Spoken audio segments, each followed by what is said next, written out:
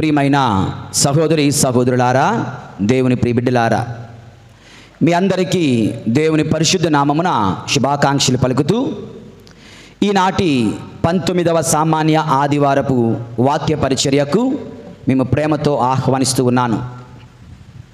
ముందుగా ఈనాటి మొదటి పట్టణంలో జరిగిన సంఘటన, ఆ సంఘటనలో ఒక్క వాక్యం ధ్యానం చేద్దాం. ధ్యానించే ముందుగా మనందరం ఒక ప్రశ్న వేసుకోవాలి. నీ జీవితంలో నీకు ఎన్ని సంవత్సరాలు?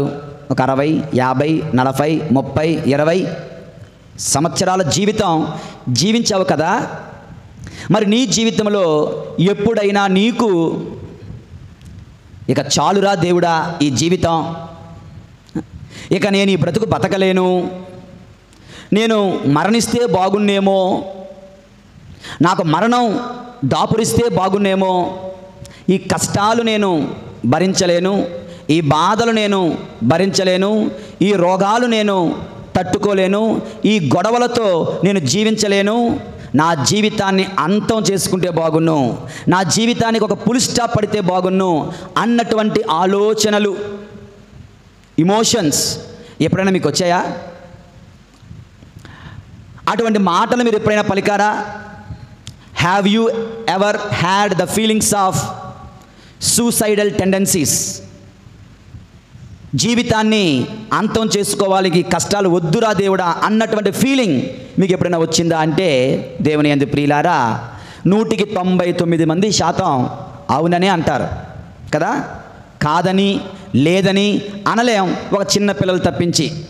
ఇంకా జీవితం అంటే ఏంటో తెలియని పిల్లలకు తప్పించి జీవితం అంటే ఏంటో తెలియవచ్చిన యుక్త వయసు 16, 17, 18 సంవత్సరాల నుంచే ఒక రకమైన నిస్పృహ, నిరాశ, భయము, అభద్రత, భద్రత లేని భావం, ఇవన్నీ కూడా మనకు వస్తూ ఉన్నాయి. దేవుని యందు ప్రియులారా, ఇది ఎవరికి? కేవలం సామాన్యమైన మనుషులకేనా? లేదు. దేవుని యందు ప్రియులారా, గొప్ప గొప్ప వాళ్లకు కూడా ఇటువంటి భావాలు, ఆలోచనలు కలిగాయి. గొప్ప గొప్ప వాళ్ళంటే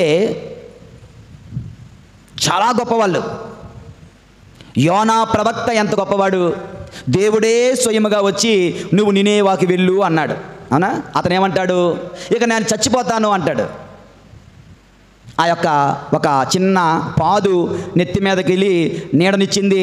మరుసటి రోజు ఎండకి అది వాడిపోతే నీడ కూడా లేదు, నేను చచ్చిపోతే బాగును అన్నాడు యోనా. మోషే, దావీదు, గొప్ప గొప్ప వాళ్ళందరూ పలికిన మాటే. అంటే ఒక క్రైసిస్, జీవితంలో ఒక క్లిష్టమైన పరిస్థితులు అందరికీ వస్తూ ఉంటాయి. సామాన్యులకు, గొప్ప వాళ్ళకు కూడా.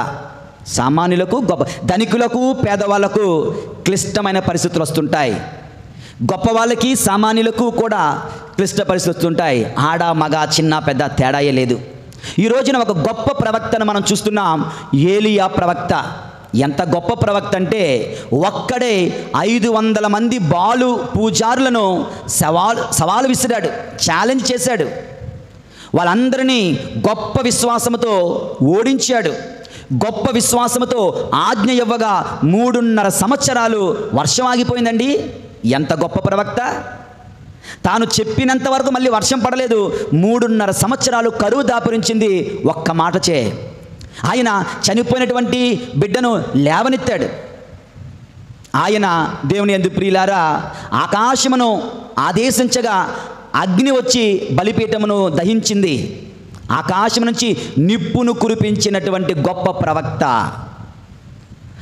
ముంతడు నూనెలో కొంచెం నూనె ఇంత పిండి ఉంటే 3.5 సంవత్సరాలు ప్రతిరోజు అద్భుత రీతిలో పిండి అయిపోలేదు, నూనె తరిగిపోలేదు.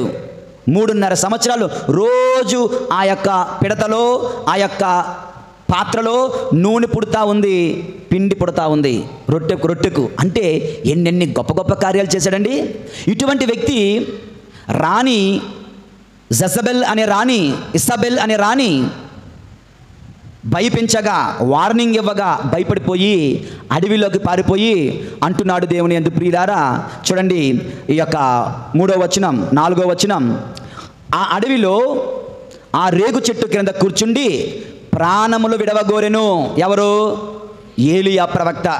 ఏమని ప్రార్థిస్తున్నాడు చూడండి, ప్రభువా ఈ బాధలు ఇక చాలు, నా ప్రాణములు తీసుకునుము, మా పూర్వుల వలె నేనును ప్రాణములను విడిచెదను.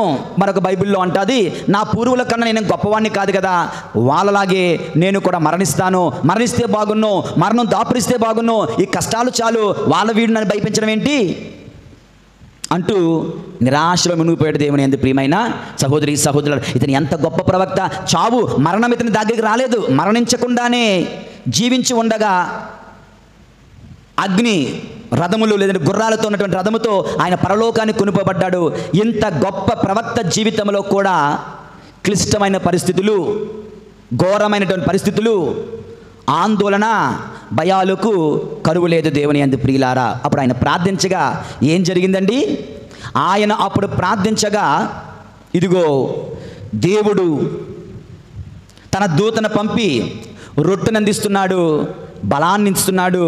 వెళ్ళి హోరేబు పర్వతం దగ్గరికి వెళ్ళమంటున్నాడు, అక్కడ నన్ను కలుసుకో అంటున్నాడు. దేవుని యందు ప్రియులారా, మనము నిరాశలో ఉన్నప్పుడు, మనము నిస్పృహలో ఉన్నప్పుడు, మన జీవితం అయిపోయింది అని మనం అనుకుంటున్నప్పుడు, ఇక ఈ కష్టాలు నేను తట్టుకోలేను అనుకున్నప్పుడు, ఈ రోగం నన్ను ముంచివేస్తుంది అనుకున్నప్పుడు, మనము పరలోకము నుండి దిగి వచ్చిన ఆహారము స్వీకరించాలి. ఆ ఏలియా దేవదూత తీసుకువచ్చినటువంటి ఆహారాన్ని స్వీకరించాడు. నీవు నేను దైవ కుమారుడు తీసుకువస్తున్న ఆహారం కాదు, దైవ కుమారుడు ఆహారంగా మారి వస్తున్నాడే, ఆ ఆహారము, ఆ జీవాహారము, ఆ పరలోకము నుండి దిగి వచ్చిన ఆహారము, పునరుత్థానం ఇచ్చే ఆహారము, అంతిమ దినం నిన్ను నన్ను లేపగలిగే ఆహారము, దేవునితో ఐక్యమవ్వగలిగే ఆహారము, క్రీస్తు శరీరము, దివ్య సత్ప్రసాదము మనం స్వీకరించాలి. దేవుని యందు ప్రియులారా, ఎన్నో సాక్ష్యాలు, ఎందరో వ్యక్తులు చాలాసార్లు నాతో కూడా చెప్పారు, నా జీవితం అయిపోయింది అనుకున్నాను, ఇక ముగించుకుందాం అనుకున్నాను. అప్పుడు నేను దేవాలయానికి వచ్చి వాక్యాన్ని ఆలకించగా, దివ్య సత్ప్రసాదం స్వీకరించగా నేను తిరిగి బలాన్ని పొందుకున్నాను.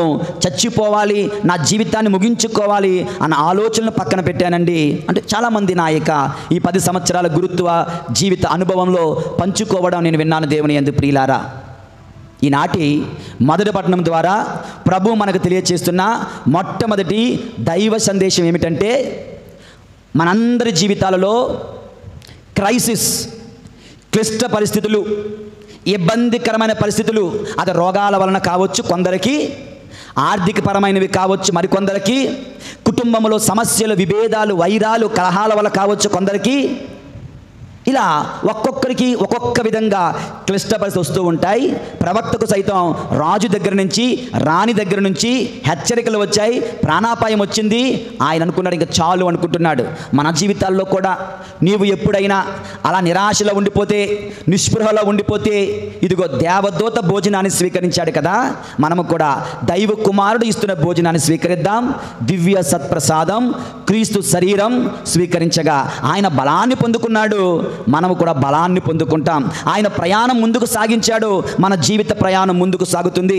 ఆయన హోరేబు చేరుకున్నాడు, మనం నూతన యెరూషలేమును చేరుకుంటాం. ఆయన దేవుణ్ణి కలుసుకున్నాడు, మనము కూడా దైవ దర్శనం పొందుకుంటాం జీవిత అంతిమ దశలో. దేవుని యందు ప్రియమైన సహోదరి సహోదరులారా, కనుక బలాన్ని పొందడానికి, ఆత్మ బలాన్ని పొందడానికి, శారీరక బలాన్ని పొందడానికి, ఈ జీవిత ప్రయాణాన్ని కొనసాగించడానికి we all need the holy Eucharist. మనందరికీ కావాలి పరిశుద్ధ దివ్య సత్ప్రసాదము. దేవుని యందు ప్రియమైన సహోదరి సహోదరులారా, ఇది మొదటి పఠనం మనకు నేర్పించే పాఠాలు. నెంబర్ 2, రెండవ అంశం, మరి దివ్య సత్ప్రసాదం స్వీకరించాలి అంటున్నాం కదా, ఆ దివ్య సత్ప్రసాదం స్వీకరించే నీవు నేను ఎలా జీవించాలి, ఎటువంటి జీవితం జీవించాలో ఈనాటి రెండవ పఠనం మనకు అనేక విషయాలు నేర్పిస్తుంది. దేవుని యందు ప్రియులారా, బైబిల్ గ్రంథం ఉన్న వాళ్ళందరూ ఒక్కసారి రెండవ పఠనాన్ని చదువుకుందాం, ధ్యానిద్దాం. దేవుని యందు ప్రియులారా, రెండవ ధ్యానాంశం, రెండవ పఠనం ఎఫెసీయులకు పౌలు గారు రాసిన లేఖ 4వ అధ్యాయం 30వ వచనం నుంచి. నా తర్వాత చెప్పండి అందరూ.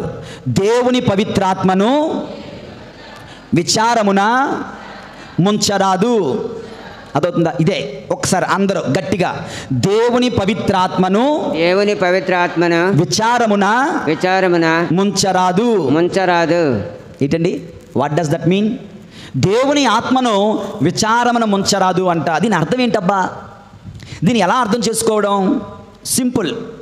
మన ఇంటిలో మన తల్లిదండ్రులు ఉంటారు. తల్లి అంటుంది, నాయనా లేదా అమ్మా ఆ పని చెయ్యొద్దు అని చెప్పింది. ఓకే, ఆ పని చెయ్యొద్దు అని చెప్పింది. నువ్వు అదే పని చేశావు. అప్పుడు తల్లి విచారంతో ఉంటుందా, ఎగిరి గంతులేస్తుందా? గట్టిగా విచారంతో. తన మాటను పాటించకపోతే, తన మాటను కొట్టివేస్తే, తనకు గౌరవం ఇవ్వకపోతే, తనకి ఇవ్వాల్సిన మర్యాద ఇవ్వకపోతే, తనను పట్టించుకోలేనప్పుడు ఆ తల్లి విచారమున ముంచివేయబడినట్లే. ఆ బిడ్డ ఆ తల్లిని విచారమున ముంచివేసింది. రెండవ ఉదాహరణ, విచారమున ముంచరాదు, దేవుని పవిత్ర ఆత్మను విచారమున ముంచరాదు అన్నమాట ఎలా అర్థం చేసుకోవాలి? ఎప్పుడో మీకు ఒక కథ చెప్పినట్లు గుర్తు. ఒకనొక రోజున ఒక తండ్రి డ్యూటీకి వెళ్ళొచ్చాడంట. ఒక తండ్రి డ్యూటీకి వెళ్ళొచ్చాడు. బాగా అలసిపోయాడు రోజంతా పని ఒత్తిడిలో. ఇంటికి వచ్చేసరికి ఒక 7 ఏళ్ళ 8 ఏళ్ళ పాప ఉంది. 1వ తరగతి 2వ తరగతి చదువుతుంది. తండ్రి ఇంటికి రాగానే ఈ పాప డాడీ ఐ లవ్ యూ అనుకుని పరిగెట్టింది. ఆహా, వాట్ ఏ సీన్! ఆ బిడ్డను చూడగానే తండ్రి కష్టం, తండ్రి అలసట అంతా ఎగిరిపోయింది. నా బంగారు బిడ్డ అని చెప్పి ఎత్తుకున్నాడు, కౌగులించుకున్నాడు, ముద్దులు పెట్టుకున్నాడు. ఆ పిల్ల కూడా ఆ తండ్రికి ముద్దులు పెడతా ఉంది. ఇద్దరు కలిసి హాల్లోకి వెళ్ళారు, సోఫాలో కూర్చున్నారు. బిడ్డ చంక దిగదు, ఇంకా అక్కడే ఉంది. అంతా అయిపోయింత కొంతసేపటికి మన వాడికి దాహం గుర్తుకొచ్చింది. ఇప్పుడు దాహం వేస్తుంది, అలసిపోయినాడు. ఎప్పుడో మధ్యాహ్నం భోజనం చేసిన తాగాడు మంచినీళ్ళు. అప్పటి నుంచి మళ్ళీ నీళ్ళు ఎక్కడ దొరకలేదు. కనుక ఆ తండ్రి అంటున్నాడు, తల్లి ఇదిగో నాకు డాడీకి దాహం వేస్తుందమ్మా, కొంచెం వెళ్ళి మంచినీళ్ళు తెస్తావా? No daddy I love you అంటుంది. వాట్ ఈస్ దిస్ అనుకున్నాడు. సరే పిల్లకి అర్థం కాలేదేమో అని చెప్పి, అమ్మ డాడీ అలసిపోయి ఉన్నారు, దాహం వేస్తుంది, గొంతు ఆరిపోయింది, మంచినీళ్ళు తెస్తావా? No daddy I love you అంటుంది. ఇది ఎక్కడ గొడవ? ఇది ఎక్కడ ప్రేమ? ఇది ఎక్కడ ప్రేమ అనుకున్నాడు. మరొకసారి చెప్పు, సరే నీకు మంచినీళ్ళు తేడానికి ఇష్టం లేదేమో, నువ్వు వెళ్ళి మమ్మీకి చెప్పు డాడీ వచ్చారని, మమ్మీకి చెప్పు డాడీకి దాహం వేస్తుందని, మమ్మీకి చెప్పు మంచినీళ్ళు తీసుకురమ్మని చెప్పమ్మా అన్నాడట. No daddy I love you అన్నదంట అమ్మాయి. ఆహా, భలేగుందే నీ ప్రేమ, పనికిరాని ప్రేమ, అక్కరలేని ప్రేమ, అవసరము తీర్చని ప్రేమ, నా కష్టాన్ని అర్థం చేసుకుని ప్రేమ, నీ ప్రేమకు దండం తల్లి అంటూ ఆ తండ్రి ఆ బిడ్డను తీసి పక్కన పెట్టి తలదించుకొని బాధతో వెళ్ళిపోయాడు. విచారమున ముంచడం అంటే ఇది. భలే ముంచింది కదా. దేవుని పవిత్ర ఆత్మను విచారమున ముంచరాదు అంటే అర్థం ఏంటి? దేవుని యందు ప్రియులారా, ప్రభువు చెప్పింది వినకపోవడం, దేవుని పవిత్ర ఆత్మను విచారమున ముంచడం. ఆ తల్లి చెబితే బిడ్డ వినలేదు చూడు, అది దేవుని పవిత్ర ఆత్మను విచారమున ముంచడం అంటే ఏంటి? ప్రభువు చెయ్యమన్నది చేయకపోవడం. ఈ తండ్రి చెబితే బిడ్డ చేయలేదు చూడండి, అలాగనమాట. మరి ఈ రోజున మనందరం కలిసి దేవుని పవిత్ర ఆత్మను సంతోషపెడుతున్నామా, విచారమున ముంచివేస్తున్నామా? నీ ఉద్యోగములో నీవు నీతివంతంగా పనిచేస్తే దేవుని ఆత్మను నువ్వు సంతోషపెడుతున్నావు. నీ ఉద్యోగములో నీవు అక్రమాలకు పాల్పడుతున్నట్లయితే దేవుని పవిత్ర ఆత్మను నువ్వు విచారమున ముంచుతున్నావు. నంబర్ 1, నీ అనుదిన జీవిత శైలిలో పచ్చి బండ బూతి మాటలతో, వ్యర్థ పదజాలాలతో, అసహ్యకరమైన సంభాషణలతో నువ్వు జీవిస్తున్నట్లయితే నువ్వు దేవుని పవిత్ర ఆత్మను విచారమున ముంచుతున్నావు. నీ మాట మృదువుగా, నీ మాట సాత్వికముగా, నీ మాట దైవీకముగా, నీ మాట ఓదార్చినట్టుగా ఉన్నదనుకో, నువ్వు దేవుని పవిత్ర ఆత్మను సంతోషపెడుతున్నావు. What are you doing? ఏం చేస్తున్నారు? దేవుని యందు ప్రియులారా, ఇంకా దేవుని ఆత్మను విచారం ముంచే కార్యాలు ఇంకా కొన్ని ప్రభు అక్కడ పౌలు గారు రాస్తూ ఉన్నారు. దేవుని యందు ప్రియులారా, దివ్య సత్ప్రసాదం స్వీకరించే నీవు దివ్య సత్ప్రసాదం స్వీకరించి ఆత్మ బలాన్ని ఏలియా వలె పొందుకొని మరణము ఆలోచనలు పక్కన పెట్టి నీ జీవిత ప్రయాణాన్ని కొనసాగించాలనుకుంటున్న నీవు ఎలా జీవించాలి? దేవుని పవిత్ర ఆత్మను విచారమున ముంచరాదు. 1. రెండవది దేవుని యందు ప్రియులారా, చూడండి 31వ వచనము, వైరము, మోహము, క్రోధము, అని వాటిని త్యజింపుడు. వైరము, గొడవలాడ్డం, మోహము, కాముకత్వం, క్రోధము, పగా ప్రతీకారాలతో జీవించే వ్యక్తివి నువ్వైతే you are not fit to receive the holy communion. నీవు దివ్య సత్ప్రసాదం స్వీకరించడానికి అయోగ్యుడవు. ఆ ప్రభుని యొక్క వివాహ విందులో పాలు పంచుకొనడానికి నీవు అయోగ్యుడవు. నిరంతరం గొడవలు, వైరాలు, మోహాలు, క్రోధాలతో నీ హృదయము నిండిపోయిందా?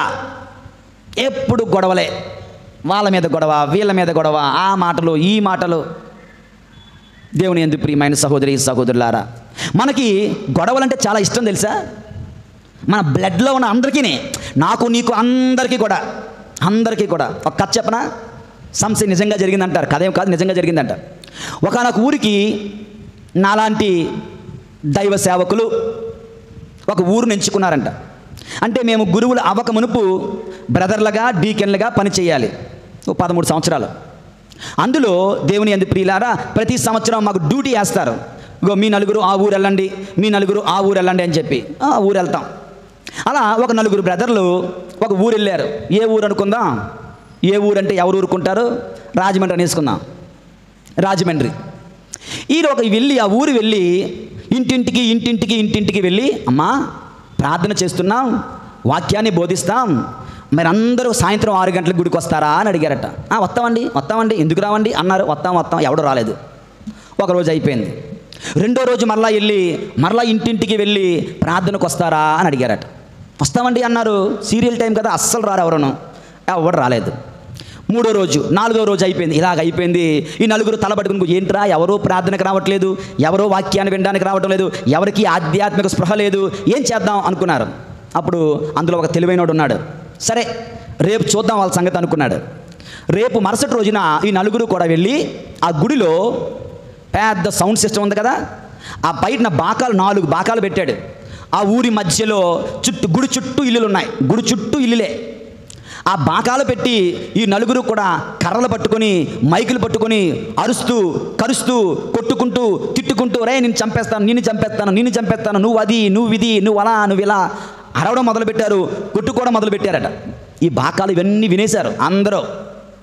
ఏదో జరిగిపోతుంది అక్కడ, గొడవలు జరిగిపోతున్నాయి అక్కడ అంటూ అందరూ వాళ్ళ పనులు, వాళ్ళ వంటలు, వాళ్ళ సీరియళ్ళు, వాళ్ళ ఉద్యోగాలు, వాళ్ళ వ్యాపారం అన్నీ వదిలి టపటపటపట గుడికి వచ్చేసారు అందరూ. తీరా చూస్తే వీళ్ళేం కొట్టుకోవటం లేదు. వాళ్ళందరి ముందు చెప్తున్నారు, ఇది మీ జీవితం చూసారా?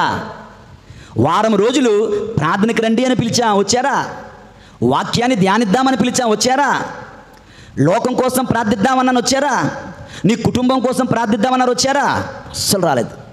ఎవడో నీకు తెలియనివాడు, నీ ఇంటివాడు కాదు, నీకు అవసరం లేనివాడు ఎవడో కొట్టుకుంటే మాత్రం అది చూడడానికి మాత్రం పరుగున వచ్చారే. ఇది మన జీవితం, ఇది మన పాపపు జీవితం. ఇటువంటి మనస్తత్వాలు విడిచిపెట్టండి, వైరాలు విడిచిపెట్టండి అన్నారు దేవుని యందు ప్రియులారా. ఒక భార్య అంటుంది, ఒక భర్త, ఒక పెద్ద, ఒక సంఘ పెద్ద, లేదంటే ఒక న్యాయాధికారి అనమాట. ఇతను ఫోన్లో మాట్లాడుతున్నాడు. రే ఆ గొడవ నేను వస్తున్నాను, ఆ గొడవ సెటిల్ చేస్తాను, మీరేం భయపడకండి అన్నాడట. వీళ్ళ ఆవిడ వినేసింది. ఏమండి నేను వస్తానండి. ఎక్కడికి వస్తావు? మీరు ఎక్కడికో వెళ్తున్నారు కదా. నేను గొడవలు తీర్చడానికి వెళ్తున్నాను, పెద్ద గొడవలు అయిపోతున్నాయి, కొట్టేసుకుంటున్నారు అన్నదమ్ములు ఇద్దరు కలిసి, వాళ్ళ గొడవలు తీర్చడానికి వెళ్తాను, నువ్వు రావద్దు అన్నాడు. లేదు నేను వస్తాను. నువ్వెందుకు వస్తావు? నేను వస్తే నీకు ధైర్యంగా ఉంటుంది కదా, నువ్వు రాకపోయినా ధైర్యంగా, నువ్వు అవసరం లేదులే అంటే, అలా కాదండి, నాకు గొడవలు అంటే చాలా ఇష్టం అండి, గొడవలు చూడాలని కోరికగా ఉందండి, గొడవలు దగ్గర నుంచి చూడాలని ఆశగా ఉందని నన్ను తీసుకెళ్ళండి అంటూ అందట. ఆవిడ చెప్పింది మనం చెప్పలేదు. రోడ్డు మీద వెళ్తున్నప్పుడు ఒకడు పడిపోయాడు, యాక్సిడెంట్ అయ్యి. ఎవడన్నా ఆగుతాడా? ఎవడన్నా పట్టించుకుంటూ చూసుకుంటూ వెళ్ళిపోతాం. అదే ముక్కు మొక్కంతో 4 కొట్టుకుంటే బళ్ళాపేసి ఏం జరుగుతుంది, ఏమైంది, ఎందుకు కొట్టుకుంటున్నారు అడగము. దేవుని యందు ప్రియులారా, ప్రభు అంటున్నారు, వైరాలు విడిచిపెట్టండి, కలహాలు విడిచిపెట్టండి. ఇక మోహము సెల్ ఫోన్లు వచ్చిన తర్వాత, ఒకప్పుడు ఈ మోహం ఎక్కడో ఉంటే ఇప్పుడు ఆ మోహం అంతా మది నిండా, గుండెల నిండా, హృదయము నిండా, కళ్ళల్లో, చెవుల్లో, నోటిలో, శరీరం అంతా మోహము, కాముకత్వము నిండిపోయి జీవిస్తున్నామేమో. చాలామంది పబ్లిక్గా చెప్పేస్తున్నారు, ఏముంది, తప్పేముంది, ఇందులో తప్పేముంది అంటూ దేవుని యందు ప్రియులారా మోహముతో కాముకత్వంతో జీవిస్తున్నట్లయితే you are not fit to receive the holy communion. దివ్య సత్ప్రసాదం స్వీకరించడానికి మనం యోగ్యులం కాదు. ఆ దివ్య సత్ప్రసాదము మనకు బలమునివ్వలేదు. ఆ దివ్య సత్ప్రసాదము మనల్ని రక్షించలేదు. గుర్తుంచుకోవాలి దేవుని యందు ప్రియులారా. వైరాన్ని విడిచిపెట్టండి, మోహాన్ని విడిచిపెట్టండి, క్రోధాన్ని విడిచిపెట్టండి. అరుపులు ఉండకూడదు, అవమానాలు ఉండకూడదు, ద్వేషభావం ఉండకూడదు. ద్వేషభావం ఎక్కడో విన్నాను, ఎవరో ఒక స్టేటస్ అనుకుంటాను, జూనియర్ ఎన్టీఆర్ హీరో ఒకనొక ఇంటర్వ్యూలో చెప్తున్నాడు. ఒక ఇంటర్వ్యూ చేస్తున్న చూడండి విలేకరులు, వాళ్ళు ప్రతిదీ ఫ్లాష్ న్యూస్ ప్రతిదీ కూడా ఫ్లాష్ న్యూసే. నేను రాత్రి ఇలా నేను బైబిల్ చదువుకుంటూ రాత్రి 11:30 గంటల ప్రాంతంలో బైబిల్ చదువుతూ ఏదో ప్రసంగం రాసుకుంటూ ఉన్నాను. ఏదో డౌట్ వచ్చి ఇంటర్నెట్లో చెక్ చేయడానికి సెల్ ఫోన్ ఓపెన్ చేస్తే బిగ్ బ్రేకింగ్ న్యూస్ అంటున్నారు. ఇంట్రా బిగ్ బ్రేకింగ్ న్యూస్ అంట అని ఓపెన్ చేస్తే ఏంటో తెలుసా, నిహారిక ఇంట్లో గొడవ. అరే ఆయమ్మ ఇంట్లో గొడవ అయితే నాకెందుకు, అది బిగ్ బ్రేకింగ్ న్యూస్ ఎలాగవుతుంది? ఏది బ్రేకింగ్ న్యూసో ఏది అన్బ్రేకింగ్ న్యూసో కూడా తెలియని అజ్ఞానంగా లోకం వెళ్తుంది. ప్రతి చెత్తని మన నెత్తి మీద పడేసేలాగున్నది. ఎక్కడ గొడవ జరిగినా బ్రేకింగ్ న్యూసే. ఎవడి మీద ఉత్తరం రాస్తే బ్రేకింగ్ న్యూసే. ఎవడినో తిడితే బ్రేకింగ్ న్యూసే. దేవుని యందు ప్రియులారా, ఎందుకని మనందరము కూడా అంత ఇంట్రెస్ట్ మనకి. బిగ్ బాస్ షో తెలుసా? బిగ్ బాసేనా? పెద్ద కన్ను ఉంటుంది. బిగ్ బాస్ కోటి డబ్బులు వస్తాయి కదా. ఎందుకు నేను ఎప్పుడు చూడనమ్మా, నాకు పరమ అసహ్యం. అదంటే పరమ అసహ్యం. ఎంత అసహ్యం అంటే మరి దొరికితే వాళ్ళందరినీ ఏదో చేసేయాలనిపించదు అనమాట. ఎందుకంటే వాళ్ళెవరో బ్రతుకుతుంటే ఆ బిగ్ బాస్ ప్రపంచమంతటా చాలా ఫేమస్, ఇండియా మొత్తం చాలా ఫేమస్, ఆంధ్రాలో ఇంకా ఫేమస్. ఏంటి ఆ బిగ్ బాస్ అల్టిమేట్ సమ్మరీ ఏంటంటే వాళ్ళు ఎలా పడుకున్నారు, ఎప్పుడు లెగుతున్నారు, ఏం తింటున్నారు, ఎలా వండుకుంటున్నారు, ఎలా ఆటలాడుతున్నారు, ఎలా ఏడిపించుకుంటున్నారు మనందరం చూడాలంట. అరే నాకేం అవసరం? వాడి బ్రతుకులోకి తొంగి చూడాలని నేను ఎందుకు అనుకోవాలి? Why that unnecessary curiosity? మన జీవితాలు ఏంటంటే మన జీవితం ఎలాగుందో, మన బ్రతుకు ఎలాగుందో ఆలోచించాం. పక్కవాడి జీవితం ఎలాగుంది, పక్కవాడి బ్రతుకు ఎలాగుందో, ఎప్పుడు ఇదే జీవితం. That's not right. Junior NTR అంటున్నాడు, ఎప్పుడు వాడెలాగున్నాడు, వీడెలాగున్నాడు, వాడిని ఏం చేద్దామా, వీడిని ఏం చేద్దామా, వాడు ఎంత మాట అన్నాడు, వీడు ఎంత మాట అన్నాడు, వాడు నేనేమనాలి, వాడు నేనేం చెయ్యాలి, ఇదేనా బ్రతుకు? ఎవడి బ్రతుకు వాడు బ్రతకండి, సంతోషంగా బ్రతకండి. Live and let others live. నీ బ్రతుకు నువ్వు బ్రతుకయ్యా, ఇతరులు కూడా బ్రతకనివ్వి. నీ బ్రతుకు నువ్వు పాడు చేసుకుంటూ ఇతరుల బ్రతుకులను కూడా ఎందుకు పాడు చేస్తుంటావు? చిన్నపిల్లలాగా తిట్టుకోవడం ఏంటి, చిన్నపిల్లలాగా కొట్టుకోవడం ఏంటి, చిన్నపిల్లలాగా అరుచుకోవడం ఏంటి, చిన్నపిల్లలాగా బూతులాడుకోవడం ఏంటి? ఇటువంటి జీవితం అంతా విడిచిపెట్టాలి. అది మనకి పద్ధతి కాదు, అది మన జీవితం కాదు, అటు జీవితం మన జీవితం కాకూడదు అంటూ పౌలు గారు ఈనాటి ఎఫెసీయులకు రాసినటువంటి లేఖ ద్వారా ప్రభు మనందరికీ తెలియజేస్తున్నారు. దేవుని యందు ప్రియమైన సహోదరి సహోదరులారా, వైరము ఉండరాదు, మోహాలు ఉండరాదు, క్రోధము ఉండరాదు, విడిచిపెట్టండి. అరుపులు ఉండరాదు, అవమానాలు ఉండరాదు, ద్వేషభావం ఉండరాదు. ఎందుకు మాట్లాడలేం? ఒక ఇంటికి వెళ్ళి ఒకరి గురించి ఎందుకు చెడు చెప్పాలి? చెడు చెప్తేనే కదా గొడవలు వచ్చేది. నువ్వు మాట్లాడితే మంచి మాట్లాడు, మంచి మాట్లాడలేకపోతే నోరు మూసుకో. Judge not, you will not be judged. ఖండింపకడు, మీరును ఖండింపబడరు. తీర్పు విధించకండి, మీకును తీర్పు విధించబడదు అన్న ప్రభుని మాటల అర్థం ఏంటో తెలుసా? ఇదే. ఒక నలుగురు కూర్చుంటే, ఒక ఇద్దరు కూర్చుంటే మూడో వ్యక్తి కోసం, ఒక ముగ్గురు కూర్చుంటే నాలుగో వ్యక్తి కోసం, ఒక నలుగురు కూర్చుంటే ఒక ఐదో వ్యక్తి కోసం, ఒక నలుగురు సంఘస్థులు కూర్చుంటే ఫాదర్ గారి కోసం. అదేం ఆనందమో సునకానందం, అదేం ఆనందమో వికృత ఆనందం, అదేం ఆనందమో పైశాచిక ఆనందం, అదేం ఆనందమో శాడిస్టిక్ ఆనందం. ఒకడు పేరు పాడు చేసి, ఒకని ఇబ్బంది పెట్టి, ఒకని బాధ పెట్టి చేస్తే దేవుని యందు ప్రియులారా, నువ్వేదైతే విత్తుతావో అదే నువ్వు కోసుకుంటావు. నువ్వు ఎవరో ఇంట్లో నిప్పు అంటించాలనుకుంటే ఆ దేవుడు ఆ నిప్పును అలా తీసుకొచ్చి నీ ఇంటిలోనే పెడతాడు. వారి క్రియలను బట్టి దేవుడు వారిని బహూకరిస్తాడు, ప్రతిఫలం ఇస్తాడు, శిక్షిస్తాడు కూడా వాడి వాడి క్రియలను బట్టి. ప్రభు ఏమంటున్నారు? Let us live happily. ప్రభు ఏమంటున్నారు? Let us live peacefully. ప్రభు అంటున్నారు let us live amicably, friendly. చేతనైతే మంచి చేద్దాం, చేతనైతే మంచి మాట్లాడదాం, చేతనైతే సహాయం చేద్దాం. అది కానట్లయితే పితాపుత్ర పవిత్ర ఆత్మ నామమున నోరు మూసుకుందాం, నోరు కట్టుకుందాం. అంతేగాని నిరంతరము దేవుని యందు ప్రియమైనటువంటి సహోదరి సహోదరులారా, ద్వేష భావాలతో, అరుపులతో, అవమానాలతో మనము జీవించరాదు అంటే ఈ రోజున ప్రభు మనల్ని కోరుతున్నారు. మరి ఎలా జీవించాలి అది కూడా చెప్పాలి కదా. అదిగో తర్వాత వచనం 32వ వచనం ప్రభు అంటున్నారు, దానికి బదులుగా మీరు పరస్పరము దయను కలిగి ఉండండి, దానికి బదులుగా మృదుత్వాన్ని ప్రదర్శించండి, దానికి బదులుగా క్రీస్తు ద్వారా దేవుడు మేము క్షమించినట్లే మీరును ఒకరినొకరు క్షమించుకోండి దేవుని యందు ప్రియులారా. దయను కలిగి ఉండాలి అన్నాడా? అన్నీలే.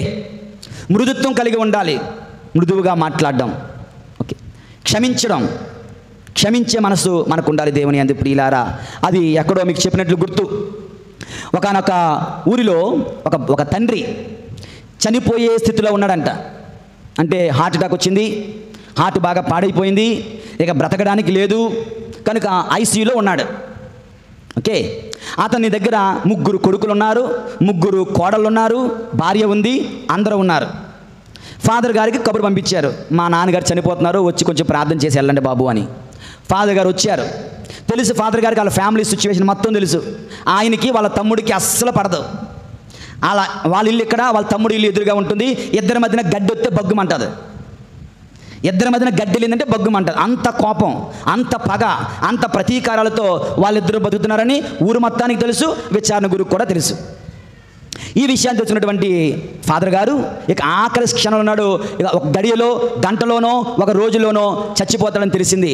మరి అంతా చేసిన తర్వాత మరి నువ్వు మోక్షానికి వెళ్ళాలనుకుంటున్నావా, నరకానికి వెళ్ళాలనుకుంటున్నావా అని అడిగారట. అదేంటండి, అదేం మాట, నేను మోక్షానికే వెళ్తాను అన్నాడట. మరి నువ్వు మోక్షానికి వెళ్ళాలంటే దేవుడు నీ పాపాలు క్షమించాలి కదా. అవునండి, మీరు క్షమించండి, దేవుడు క్షమిస్తాడు. మరి నేను క్షమించాలంటే నువ్వు మీ తమ్ముడిని క్షమించాలి కదా. అక్కడ అయిపోయాడు.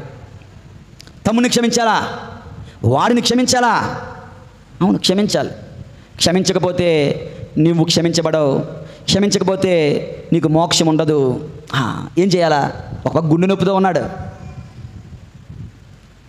సరే మీరు చెప్తున్నారు కదా, క్షమిస్తాను. రేయ్ చిన్నాన్ని నేను క్షమించేస్తున్నాను, ఫాదర్ గారు చెప్పారు, లేదంటే దేవుడు నన్ను క్షమించడంట, లేదంటే నేను పరలోకం వెళ్ళనంట.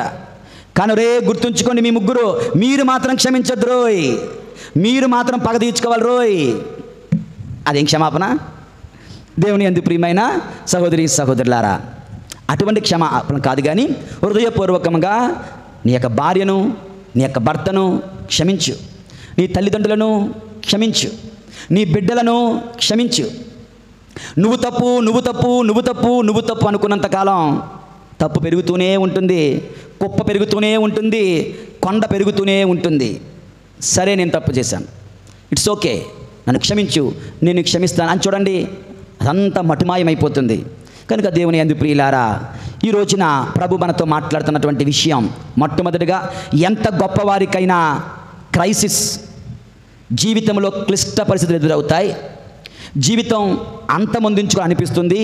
అటువంటప్పుడు మనకు కావాలి ఏలియా పరలోకం నుండి దేవదూత తీసుకొచ్చిన రొట్టెను తిన్నట్లుగా మనము దైవ కుమారుడే రొట్టెగా మారి వస్తున్నాడు చూడండి, దివ్య సత్ప్రసాదం స్వీకరించాలి. ఏలియా బలాన్ని పొందుకున్నాడు, మనము కూడా బలం పొందుకుంటాం. ఏలియా ప్రయాణాన్ని కొనసాగించాడు, మనము కూడా మన జీవిత ప్రయాణం కొనసాగిస్తాం.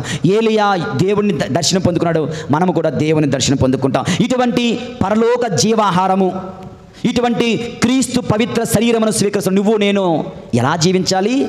దేవుని పవిత్రాత్మను విచారమున ఉంచకూడదు, వైరము, క్రోధము, మోహము విడిచిపెట్టాలి, అరుపులు, అవమానములు, ద్వేషభావము ఉండరాదు.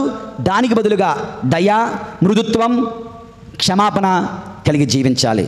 అలా జీవించే వరము, అటువంటి క్రైస్తవ జీవితము మనందరికీ దయచేయమని దైవ కృపను వేడుకుందాం, దైవ సహాయాన్ని వేడుకుందాం. ప్రభు మనం దీవింతురుగాక. పితా పుత్ర పరిశుద్ధాత్మ నామమున ఆమేన్.